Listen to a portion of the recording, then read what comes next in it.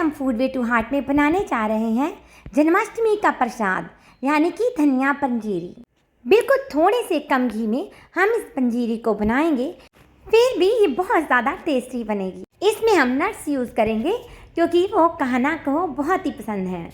तो सबसे पहले इसके लिए हम लेंगे एक सूखा नारियल और बाकी का सामान ये देखिए। एक नारियल लेंगे, इसे हम पीसेस में इस तरह से काट लेंगे। साथ में हम लेंगे एक कटोरी मखाना, 2 चम्मच आलमंड्स, 2 चम्मच किशमिश और 2 चम्मच ही काजू भी लेंगे। और सबसे ज़रूरी चीज़ हम इसमें लेंगे कि 1 कटोरी धनिया के बीज। सबसे पहले हम पैन में धनिया को बीजों को डालकर इन्हें ड्राई रोस्ट करेंगे, क्योंकि इसी से तो पंजीरी बननी है। तो सबसे पहले इसे ड्राई रोस्ट करना सबसे पहले ज़रूरी है।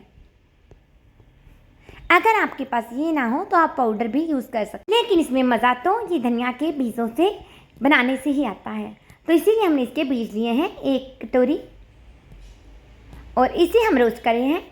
जब भी धीरे धीमे आपको इसमें सुगंध आने लगे, हमें बस इसे इतना ही रोस्ट करना है और इसे हम डाल देंगे ये मिक्सर ग्राइंडर में। मैं इसे निकाल रही हूँ और इसे ठंडा होने के लिए हम छोड़ देंगे 5 मिनट के लिए।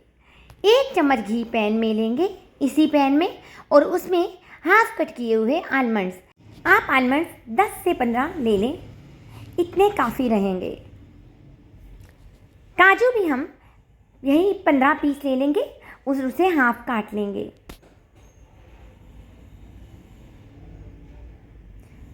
अब इसे भी हल्का हल्का हम रोस्ट करेंगे, लेकिन हल्का सा घी में कर लें। वैसे आप ड्राई रोस्ट भी कर सकते हैं, लेकिन अगर हल्का सा घी डालेंगे तो हमारे नट्स में बहुत अच्छी महक आने लगेगी। अब डालेंगे इसी में किशमिश एंड सबसे एंड में डालेंगे ये कटा हुआ नारियल। नारियल और किशमिश को बहुत ही कम रोस्ट किया जाता है। अगर आप ज़्यादा कर देंगे तो इनका कलर भी ख़राब हो जाएगा और इनका टेस्ट भी। अब सभी इन चारों चीज़ों को हम एक प्लेट में निकाल लेंगे।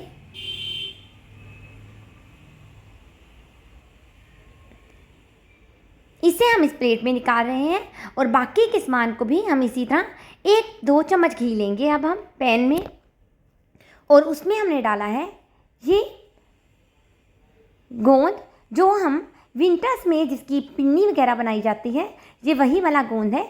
लेकिन ये गोंद कतीरा नहीं है जो आप गर्मी में यूज़ करते हैं, तो वो गोंद कतीरा ना लें।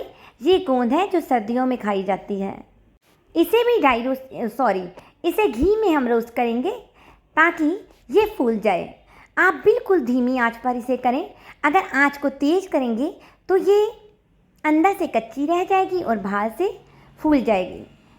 अंदर तक इसे पकाने के लिए बिल्कुल धीमी आंच पर पकाएं, तो इसे 3-4 मिनट लगते हैं। अब इसी पैन में हमने डाले हैं ये 1 कप मखाने। मखानों को भी हमें रोस्ट करना है जब तक कि ये कुरकुरे ना हो जाएं। इसे चलाते रहेंगे ताकि चारों तरफ से जो हमारे मखाने हैं, ये देखिए, जब इस तरह का मखाना हो जाए, ये हाथ से टूटने लगे, तो हमें इतना ही इसको भूनना है। इसे भी हम एक प्लेट में निकाल लेंगे। अब फिर से पैन में 1 छोटी चम्मच घी लेंगे और इसमें डालेंगे ये हमारे भंग्स, यानी कि ये खरबूजे के बीज हैं। खरबूजे या तरबूज के बीज आप इसमें डाल लें और इसे भी हल्का सा रोस्ट करेंगे। साथ में डालेंगे ये हमारा सूखा हुआ ड्राई नारियल, जो कि हमने कस लिया था। हमने पूरा 1 नारियल नहीं लिया, थोड़ा पीस इसमें बचा लिया। हमें 1 कप ही लेना है इसको, यानी 1 कटोरी। ये देखिए, धनिया को हमने बिल्कुल बारीक से पीस लिया है। इसे आप मोटा ना पीसें, नहीं तो खाने पर इसके चंक्स मुंह में लगेंगे।